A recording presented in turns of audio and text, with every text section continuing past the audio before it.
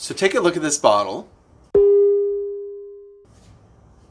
It's a 15 milliliter bottle of proparacaine, and guess where it came from? It came from a patient today that was at the local hospital, and I won't say the name, but it's in a multi-billion-dollar group of hospital system, and she went there for pain in her eye. She's an overwearer of contact lenses, not my patient, and she had an adverse red eye. She just wore her lenses way too long. They said she had 2 corneal ulcers, but she had no corneal ulcer. She just had a painful eye.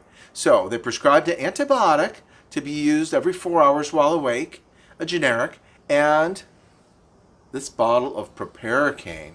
So she had to turn that in because this would have really wrecked it. And she said, I was going to use this in all my kids' eyes too whenever they have a problem. So the point is here, urgent care is still not necessarily taking care of patients. And these are the patients that we should be taking care of. We actually have slit lamps. So a lot of the hospitals do have slit lamps, but a lot of the urgent cares do not. So we need to really make sure that we're addressing this issue with local urgent care and say, you're here, you're ready, you're happy to see these patients for their foreign bodies, for their urgent care needs, for contact lens problems, and we'll be providing a lot better care than they can get at urgent care. And certainly, we would not be handing out a bottle or 15 mLs of proparacaine.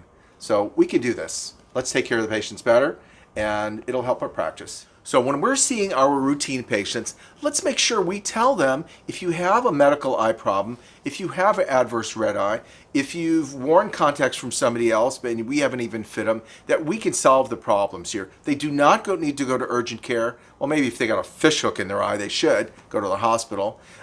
They don't need to go to their family doctor. We can solve those problems for them. Yes, there might be insurance considerations, but what you need to do, or what would be helpful to do, is maybe go to your local urgent care. I've got 3 of them within a mile of me, and tell the nurse practitioner, look, you're happy to help them. If they have a red eye they can't solve, if they got a foreign body in there, ask them to just call us and we'll get them right in. So this would be a good thing for your practice, for your patients, and for the community.